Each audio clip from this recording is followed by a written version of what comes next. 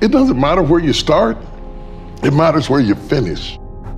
You just have to do things you never think you're going to have to do in order to survive and get through it. When you're going through hell, don't stop. Don't pitch a tent in hell. Don't build a Holiday Inn in hell. It takes as long as it takes. I hate to say that. You can go to the gym for 9 hours, but you won't get into shape. But if you go to the gym every day for 20 minutes, you will get into shape. But the problem is I don't know how long it takes. It'll be a little quicker for some, a little slower for others. And so there's no app for trust. There's no app for that. This is a human condition, and we have to do the things that are right for human beings. And you won't build trust with everybody on the team at the same pace. Some will be quicker and some will be slower. How long does it take to make a friend? I don't know. I just know that if you do the right thing, you will make a friend. You gotta get up, you gotta get out. The amount of time you spend outside your proximity or location where you sleep gives you a better chance of being successful. So get up, get out. Go meet the world head on, folks, no matter how bad it is. I'm gonna tell you something that a lot of people, 99% of people disagree with me. Everybody says follow your passions. I say that's bullshit, right? I say follow your effort. It's amazing how we're all passionate about things. We are all passionate about something. Helping veterans, helping this organization, helping this group, that's great. But no matter what, it all nets out to where do you put your time? Because when people put in their time, you get better at things.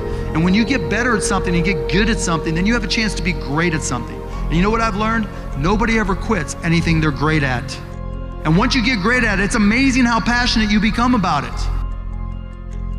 Follow your efforts. You are the architect of tomorrow. Sometimes, in order to stay on our priority pathway, you gotta say no. Gotta say no. So I've really become a master of saying that's just not working for me. But in years past, I was too cluttered. So every single organization on the planet, even our own careers, always function on the same 3 levels. What we do, how we do it, and why we do it. Everybody knows what they do. These are the products we sell, the services we offer. Some know how they do it. These are the things we call our unique selling propositions, or our differentiating value propositions, whatever it is, the things that we think make us stand out from the crowd. But very, very few people and very, very few organizations can clearly articulate why they do what they do. And by why, I don't mean to make money, that's a result. By why, I mean what is your purpose, what is your cause, what is your belief? Why does your company exist?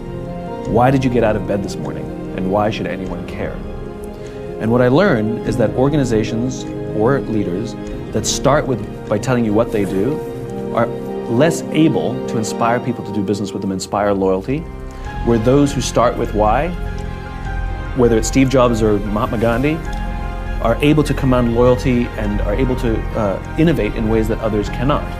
And the reason I say that every company functions this way is because the model is not based on highfalutin management theory, it's based on the biology of human decision making. This is how the brain works. That when you start with why, it talks to the part of the brain that is responsible for decision making and feelings, like trust and loyalty, but it's not responsible for language, which is why it's hard to put into words.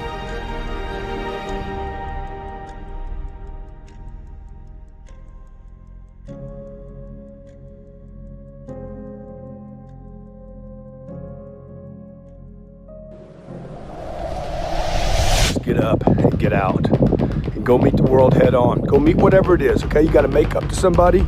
You gotta apologize for something you've done. You gotta make up the damage of years of neglect and maybe betrayal. And look, I've done all that. I've had all those things where I screwed up over and over and over again. My reputation sucked. I was between the ages of 15 and 25 years old. It was like I was doing everything I could just to damage my reputation. Okay, if it made me look bad, I did it. So here today, I'm gonna spend 10 days, 14 days, something like that, up here with that view. You can fix anything. I'm proof that you can fix anything. Anything can be fixed. Anything can be fixed, but you gotta fix it. You gotta fix it. You can't just sweep it under the old rug. You gotta fix it. You gotta clean up the damage. You gotta pay the price, clean up your debts, Do what you say you're gonna do. Become the most dependable person in your space. Become the go-to person.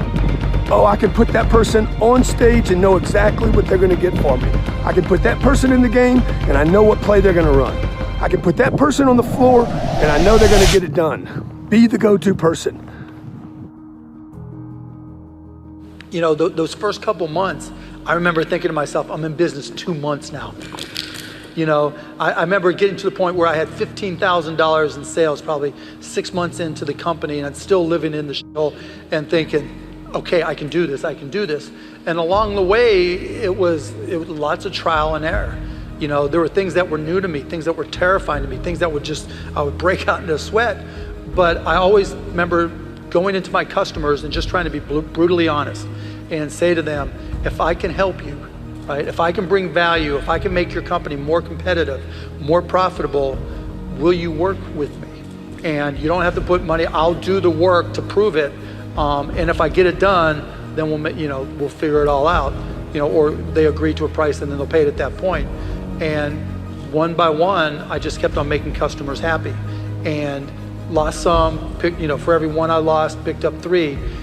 And I was so nervous about the whole thing that, I couldn't imagine slowing down, and so people talk about, life, family, balance. I had none. I mean, I literally remember dating some girl, this is the truth.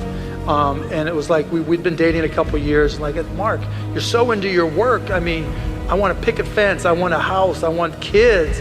It's me or your job. And I was like, or me or your company. And I was like, what's your name again? I'm 60 years old, and everybody who works for me is younger than me, and they'll tell you, I'll work you up under the table.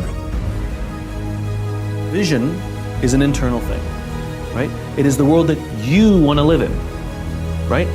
Jobs was the rebel, and he always was against big business.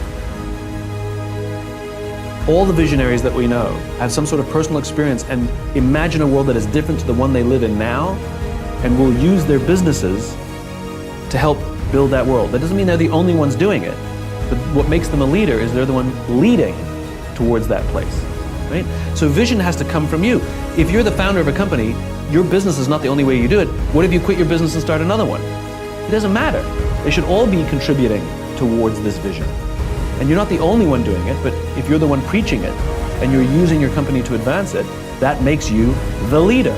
That's why everybody copies you. But it's not about anticipating the market trend, which is an interest thing you're asking me. It's got to start with values. The interest comes second. If you're going to make mistakes in your life, make them fast, right? If you're going to lose a deal, make them lose the deal fast. If you're not going to make any money on a deal, make sure the deal's quick. There's part of you that either wants to create a business or you obviously already have created a business. The hardest part is taking that first step, right? There's always that line, like I was talking about earlier, that you have to take a step past. But the thing, people always say, well, you're not afraid to start a business. Why aren't you? It's terrifying, or, it scares me to do it. And my attitude has always been, if you're prepared, it's not a risk, right? Bobby Knight, who was the coach at Indiana University, used to say, everybody's got the will to win, but it's only those with the will to prepare that do win. And the same applies to business. We've all seen our friends go out there and just wing it. It's my passion. We're all passionate about something. I'm passionate about basketball. It doesn't make me an NBA player, right? It's not just about passion. It's not just about saying I'm doing it. It's not even about incorporating. It's not about the idea. It's about, are you prepared and are you willing to do the work? You got to quit saying nonsensical stuff like, I'm happy where I'm at and we're good, we're all good, Business is good. Everything's good, I'm better off than somebody in that. You got to quit comparing yourself to other people. You got to quit talking like the middle class. Like you've somehow arrived because somebody in Iran is suffering. Yeah. You know, you're good until you're not. There's nobody watching that gives enough money to charity. Yeah. Okay, everybody watching should be able to give $1 million a year to charity, but you can't. You know why you can't? You would if you could, but you can't because you didn't. Yeah. You didn't produce enough, because by the way, it's not your money anyway. Yeah. Somebody else gave you the money, and you pass it on. Most of you are like, I'm really charitable, I'm really good, but you never do enough. Why? Because you never had enough. Because you didn't produce enough, because you didn't work enough, because you didn't expand enough. So I would just say to people, look, have some loftier goals. You are at your best when you are authentic to your core, and you have to be what you are, not what they call you.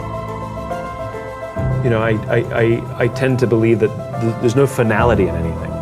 You know, it's not like, you know, even though our lives are finite, life is infinite. You know, life goes on. And for me, the goal is not to produce something that has an endpoint, but to produce something that has momentum that can live on beyond me.